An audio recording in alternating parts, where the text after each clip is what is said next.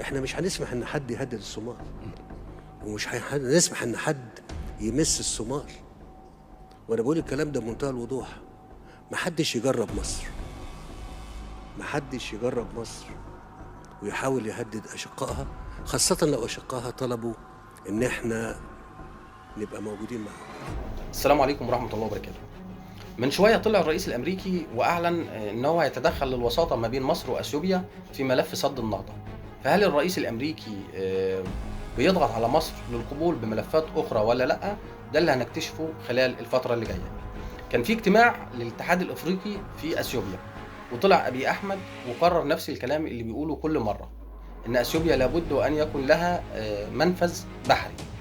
وبعده طلع وزير الخارجية الأثيوبي واتهم الجانب الأريتري بالاستعداد للحرب، وطلع الجانب الأريتري ورفض الاتهامات الأثيوبية، وقال في نفس الوقت احنا جاهزين للرد على أي هجوم عسكري ممكن يتم من الجانب الأثيوبي.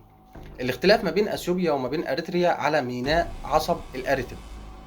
طبعا كان لازم مصر تتحرك، لأن الاختلاف ما بين مصر وما بين أثيوبيا وإسرائيل اختلاف على التجارة والنفوذ في منطقة الشرق الأوسط. مين هيقدر يمسك الممرات التجارية في المنطقة؟ طبعا مصر اتحركت من بدري جدا، لأن مصر شايفة أن التحالف الأثيوبي الإسرائيلي مع أرض الصومال تحالف بيمهد لتواجد إسرائيلي عند باب المندب، ومصر رافضة الكلام ده طبعا شكلا وموضوعا. مصر من بدري بعتت جنود من النخبة للجانب الأريتري والجانب الجيبوتي والجانب الصومالي، وعملت أرصفة بحرية لاستقبال السفن الحربية المصرية. فمصر بتقول إن إحنا جاهزين للدفاع عن الجانب الأريتري وطبعا الجانب الصومالي والجانب الجيبوتي، لأن مصر بالنسبة لها باب المندب والبحر الأحمر منطقة نفوذ، ومصر أعادت نفوذها في منطقة أفريقيا بالكامل.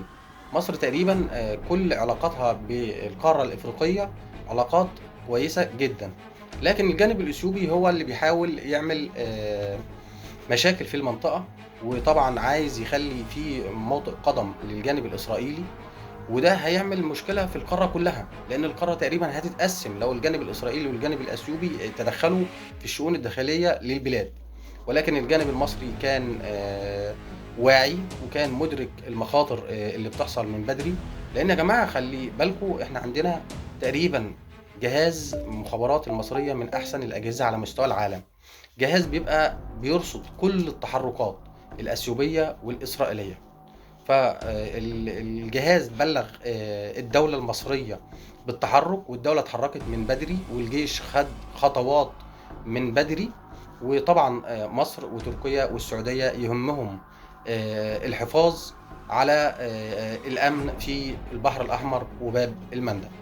فاحنا بندعم كل القرارات اللي ياخدها الرئيس عبد الفتاح السيسي، لأن تحرك الجيش المصري في القرن الإفريقي ده تحرك مش سهل، وتحرك محسوب بعناية كبيرة جدا، لأن رجالتنا وجنودنا موجودين هناك. وده طبعا مش أي دولة تقدر تتحرك التحركات دي. مصر اتحركت لما كانت جاهزة، قبل كده مصر ما كانتش جاهزة فما اتحركتش، لكن دلوقتي مصر بتعلن الجاهزية الكاملة لأي سيناريو ممكن يحصل في القرن الإفريقي. فربنا ينصر مصر وينصر العرب وخريج ابتدائي.